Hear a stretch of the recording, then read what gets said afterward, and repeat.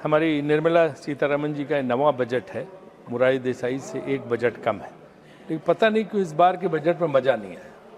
कुछ ऐसा है ही नहीं जिसकी प्रशंसा की जा सके, एक भी चीज़ नहीं है। कैपिटल एक्सपेंडिचर का नाम है तो दूसरी तरफ पैसा कट गया, चाहे वो ग्रामीण रोजगार में हो चाहे कृषि रोजगार। लेकिन मैं एक चीज़ यहाँ पे अनुरोध करना चाहता हूँ, निर्मला जी से यहाँ पे है नहीं, बाकी मिनिस्टर हैं यहाँ, कि उन्हें अब एक या तो सप्लीमेंट्री बजट पेश करें या रिवाइज्ड बजट पेश करें, क्योंकि बजट पेश होने के बाद ये अमेरिका के साथ डील हुई है जो कि बहुत बड़ा, जिसमें खर्च है $500 बिलियन, करीब 45 लाख करोड़ का 5 साल में, और $40 बिलियन का हम इंपोर्ट अभी उनके साथ करते हैं, तो हमें $60 बिलियन का इंपोर्ट हर साल और करना पड़ेगा।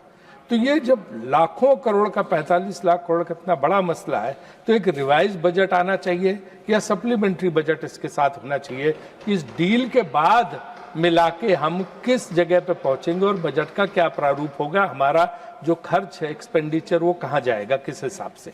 और इस $500 बिलियन में डिफेंस की खरीदारी शामिल नहीं है, वो इसके ऊपर है, ओवर एंड अबव है। तो इसलिए ये बहुत ही जो है गंभीर बात है। इसलिए मेरा ये मानना है कि इस बजट को रिवाइज्ड एक बजट देना चाहिए उनको। एक आदत बन गई है कि गलत बात को बार बार मीडिया से अच्छा बताओ, सारे प्रवक्ताओं को लगा दो, लाइन लगा दो और सब वो तारीफों के पुल बांधने लगे, तो कम से कम 100 बार कहोगे वही बात तो लोग सही मानने लगे। लेकिन असलियत वो नहीं है, असलियत ये नहीं है। आप असली बात को दबा देते हो जी, हैं? तो असली बात ये है कि मनमोहन सिंह जी के जमाने में जो है 3% से नीचे था, 2.92 टैरिफ। देखो बीच में डिस्टर्ब मत करो, क्या चीज है मुझे पता है। अभी पीएम खाना खाने गए हैं, टीवी देख नहीं रहे, कोई बात नहीं, आप सुनाई जाएगी आपके, है ना।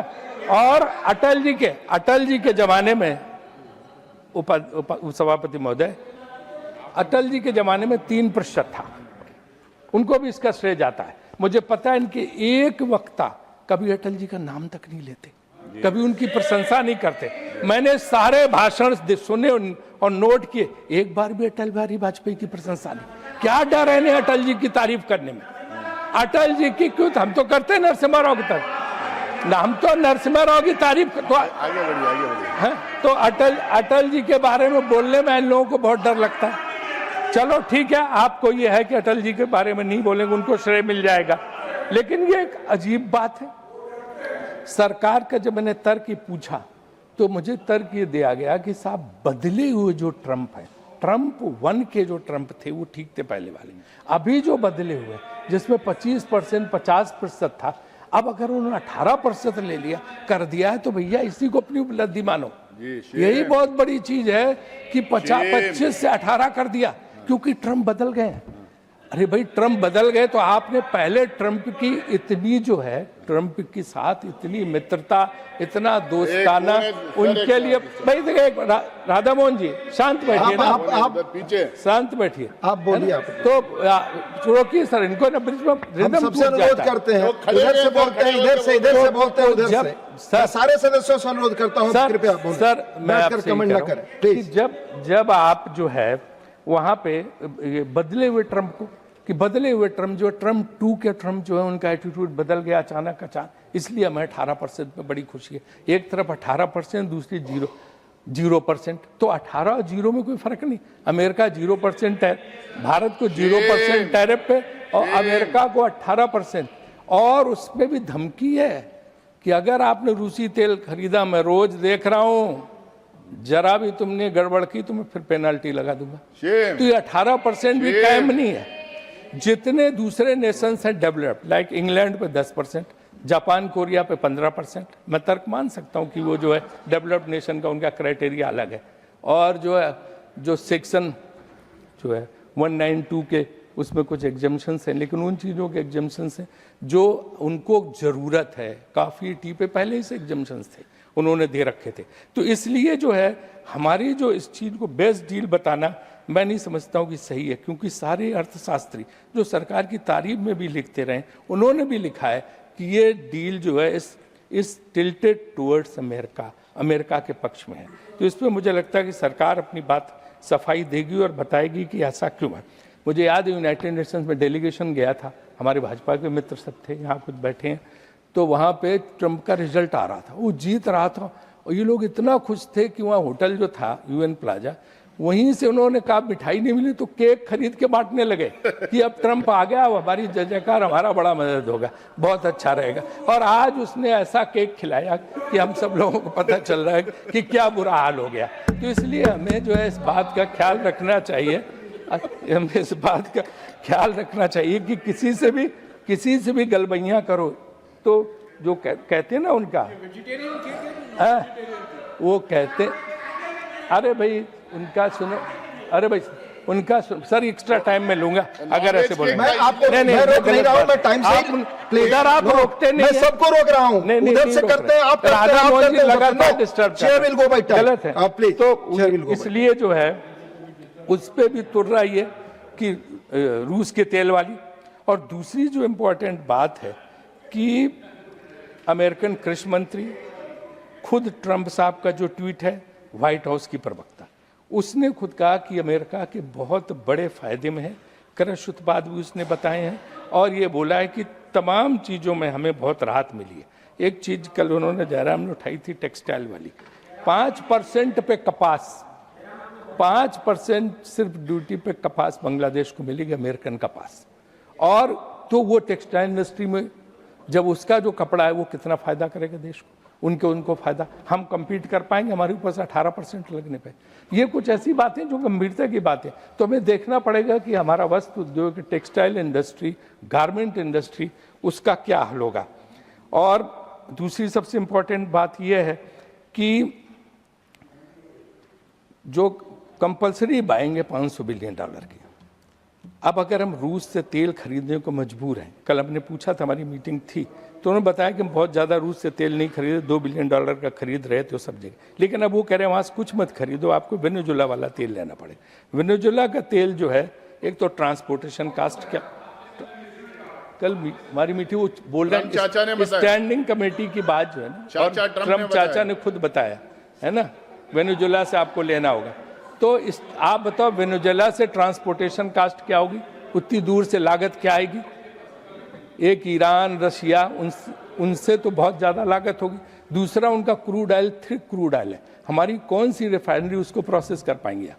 इंडियन ऑयल वाली तो कर नहीं पाएंगे, प्राइवेट कोई रिफाइनरी प्रोसेस कर से समझ में आता है। तो ये सारे एस्पेक्ट, इसमें मतलब तेल महंगा होगा, पेट्रोल डीजल और महंगा होगा, आप जान लीजिए। इससे मुझे ये बिल्कुल साफ साफ पता चलता है। दूसरे जानवरों का चारा उसमें शामिल है। अब जानवर वहाँ का कहते हैं जीएम क्रॉप वाला चारा आएगा, जो फॉडर जिसको बोलते हैं, तो हमारी गाय भैंसों का क्या हाल होगा अगर ये जो है जेनेटिकली बनाया गया चारा मिलेगा तो क्या हाल होगा, उससे निकला वो दूध क्या होगा, क्या भगवान है आपका। वियतनाम का इनके बाद पॉइंट ऑफ वियतनाम का इनके बाद वियतनाम का कृषि उत्पादों पर 5% टैरिफ है। तो जो भारत को ऑर्डर मिलने थे तो हम 18% देंगे, वियतनाम 5% पे, तो बोलो क्या हाल होगा। सर ये मैं आपसे पूछना चाहता हूँ कि क्या हमारे किसानों को नुकसान नहीं होगा, 30,000 करोड़ का नुकसान होगा। हालांकि हम ये भी कहना चाहते हैं कि तमाम आइटम ऐसे हैं कि जिन पे नहीं है, उसमें सब जो है जैसे कि मिलेट है, ये है, तमाम चीज़ जो इसमें है, बाजरा वगैरह, तो वो जो एक ऐसी समस्या है कि देखना पड़ेगा कि उनका क्या नुकसान हो। आप कह रहे हैं कि भाई ट्रंप जो है, ट्रंप क्या कर रहे हैं हम क्या नहीं जानते। अब ये भी है, मैंने पढ़ा किसी अखबार में कि विदेश मंत्री से पूछो तो कहते हैं कॉमर्स मिनिस्टर से पूछो, कॉमर्स मिनिस्टर पूछो तो कहते हैं विदेश मंत्री से पूछें तो पूछे किससे, यही नहीं समझ में आ रहा है। अब किरण रिज्जू बेचारों से क्यों पूछे, उन्हें तो उनसे तो इसका कोई मतलब नहीं है। तो जवाब कौन देगा, ये मैं कह रहा हूँ। तो मेरा इनसे यही कहना, यार नीरज शांत रहो है। तो हमारा ये कहना है कि हमें तेल खरीद की आज़ादी होनी चाहिए। कंपनियां जो हमारी हैं उनको स्वतंत्र निर्णय लेने की छूट होनी चाहिए और तेल महंगा ना हो, इसकी गारंटी करनी चाहिए। ये देखिए यहाँ पे जयशंकर जी बैठे, विदेश नीति का विस्तार कुछ है, इधर कुछ हुआ है कि पता नहीं क्यों विदेश नीति में कई बार ऐसे दौर आते हैं। हमारा बड़ा मुश्किल समय, हम कहते हैं कि आज हम विश्व गुरु हैं। गुरु वो होता है जिसके शिष्य होते हैं। यहाँ हम आश्रम खोल के बैठे, एक भी शिष्य नहीं है, शिष्य एक भी नहीं है, गुरु आश्रम खोल के बैठे हुए हैं। अभी जो यार नीरज प्लीज चुप रहो, कुछ नहीं करेंगे तुम्हारा, शांत रहो हैं। तो ये जो है, अब आप बताओ, जब युद्ध हुआ किसी एक देश ने, छोटे मोटे देश ने हमारे सपोर्ट में बयान दिया?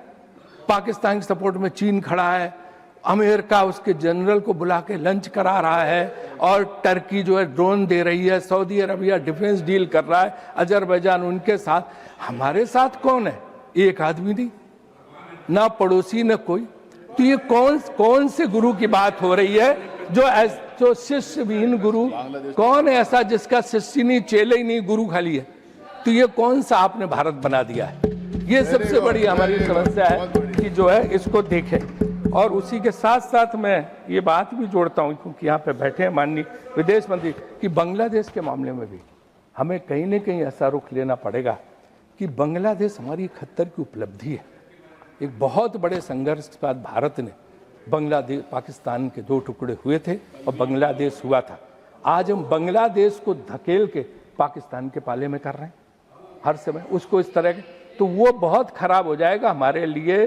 पाकिस्तान तो चाहता है कि बांग्लादेश के साथ आ जाए, फिर उसका इस्तेमाल करे वहाँ से आतंकवाद बढ़ाने के लिए।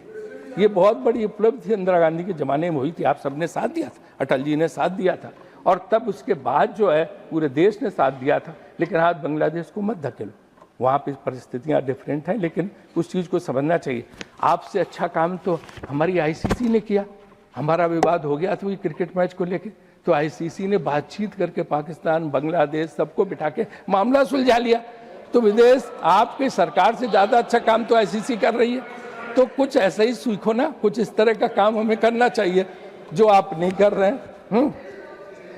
अब बात हम कहते हैं दूसरा सबसे महत्वपूर्ण बात है बेरोजगारी की। 15% बेरोजगारी है। 15% बेरोजगारी है, माने कि करोड़ों बेरोजगार है। इन बेरोजगारों के लिए हम जो है क्या कर रहे हैं, क्योंकि उनकी स्थिति बहुत ही खराब है। नौकरियां हैं नहीं, सरकार में खाली पद भरे नहीं जा रहे हैं, और अमेरिकन डील के बाद मेक इन इंडिया क्या हो गया भगवान ही जाने, क्योंकि सब इतना देना पड़ेगा तो यहाँ लोग बना के क्या करेंगे समझ में नहीं आ रहा। छोटे लघु उद्योग बंद हो रहे हैं। सरकारी अफसरों ने छोटे छोटे व्यापारियों की जान आफत में की है, जीएसटी से लगा के हर तरह से इतना तंग किया जा रहा कि मुझे लगता है 1 लाख कि 10 लाख लोग, 10 लाख व्यापारी या 1 लाख व्यापारी तो नागरिकता छोड़ के चले गए। तो अगर ये प्राइवेट सेक्टर के एंटरप्रेन्योर, एक वैसे आदमी जाए फर्क नहीं पड़ता, अगर उद्यमी जाता है, एंटरप्रेन्योर जाता है, तो लोगों को नौकरी कौन देगा? मुझे याद है मैं जब योजना मंत्री था तो एक दिन मनमोहन सिंह जी ने मुझे कहा, वो सोचते थे इस बारे में कि तुमने क्या सेंसस रिपोर्ट देखी 2012 की बात याद है? तो मैंने कहा नहीं, कहने उसमें 2.5 करोड़ की दर से हर साल नया यूथ आ रहा है नौकरी लेने के लिए। तुमने उसके लिए कुछ सोचा तुम लोगों ने योजना आयोग में? मैंने कहा साहब ऐसी तो कोई बात हुई नहीं। कहने 2.5 करोड़ यूथ ही अगर इसको नौकरी नहीं देंगे तो ये अराजक तत्व हो जाए, तो कुछ सोचना चाहिए। तो तब स्किल, उन्होंने कहा स्किल डेवलपमेंट पर जोर दो, स्किल डेवलपमेंट पर जोर दो, और प्राइवेट सेक्टर जो है इनको नौकरी दे सकता तो सरकार और प्राइवेट सेक्टर मिल के मदद कर। तो मैं इसमें स्किल डेवलपमेंट के लिए कोई पैसा नहीं बनाया गया। तो मुझे लगता है आपसे निवेदन ये है कि आप कहेंगे उनको कि स्किल डेवलपमेंट का भी उस रिवाइज्ड बजट में जो है, नए बजट में पैसा बढ़ाया जाए, ताकि लोगों को, उद्यमियों को उससे मौका मिले, और ये थोड़ा डंडा मारने का काम व्यापारियों वगैरह पे कम कराइए। अब से दिन भर डंडा मारते हैं, और इसकी वजह से उनका जो हौसला है वो बहुत कम होता चला जा रहा है। मैं इस बजट में ग्रामीण विकास और कृषि विकास, ग्रामीण सबसे बड़ी अर्थव्यवस्था, हमारी नरसिम्हा राव जी पहले आदमी थे जिन्होंने ग्रामीण मंत्रालय में 5 सेक्रेटरी रखे थे। बहुत विकराल रूप दिया था ग्रामीण विकास मंत्रालय को, और महत्वपूर्ण था। लेकिन यहाँ हम देख रहे हैं कि 6,500 करोड़ का बजट कम कर दिया गया। तो ग्रामीण विकास तो सबसे इम्पोर्टेंट, शहरों में तो कुछ हो नहीं रहा, ग्रामीण में नहीं हो रहा, तो ये आपके लिए बहुत ही जो है मेरे ख्याल से बहुत गलत बात होगी। आप कहते हैं यूथ पावर, यंग इंडिया, 60% हमारे कितने भाषण थे कि देश की स्ट्रेंथ ये है कि यहाँ 60 करोड़ युवा है, 70 करोड़ युवा है। आज युवा कहाँ है? वो जो कोरोना का ही हुआ तो 4 घंटे के अल्टीमेटम में आपने उनको बाहर किया। जिस तरह से शहरों से छोड़ के अपने गाँव गए, परेशान होके दुखी होके उनको 24-48 घंटे का टाइम मिलता, तो वो इतना दुखी हो गए कि वहां से, भैया आप तो पहले ही मेरा कर देते, नहीं तो दोस्ती किस बात की आपसे, आप देखिए, है ना, आप कभी मौका नहीं देते। राजीव जी देखिए, कंक्लूड तो ये जो है ना, बस खत्म कर दे बस, तो उनको मौका कब हम देंगे, क्योंकि वो जो है कोरोना काल में जो गए वो लौट के नहीं आ रहे हैं, जिससे लेबर कास्ट बहुत बढ़ रही है, जो एक्सपोर्ट वालों को भी दिक्कत करेगी और लोगों को भी। तो उनको जो है, आप जो बुजुर्ग हैं उनको राशन दीजिए, यूथ को मोटिवेट करिए कि वो कामों में वापस जाए, बड़े बड़े शहरों में, जो कि नहीं जा रहा है। युवा डिग्री लेके सड़क पर प्रदर्शन कर रहा, किसानों के एमएसपी गारंटी दी। एक फिर नड्डा जी के लिए कि हेल्थ बजट बहुत कम है, नड्डा ये हेल्थ बजट बहुत कम है, ये 2-2.5% से कुछ नहीं वाला, बहुत दिक्कत है, प्राइवेट हॉस्पिटल लूट रहे हैं। आयुष्मान कार्ड एक स्कैंडल बन गया है, ये प्राइवेट अस्पताल वाले आयुष्मान कार्ड पहले ही दिन उसका पैसा खर्च। Rajesh ji, I am calling, इसलिए मैं, अच्छा सुनिए, मैं आखिरी सेंटेंस सुन लो ना, कि हम ही सुझाव दे रहे हैं, कोई दुश्मन के नाते नहीं मिल रहे, विपक्ष को दुश्मन मत समझो। Thank you Rajiv ji, 1 minute हो गया, प्लीज। दुश्मनी एक कदम 2 कदम, तुम भी थक जाओगे और हम भी थक जाएंगे। Thank you. For more of such videos, do like, share and subscribe to ET Now Swadesh.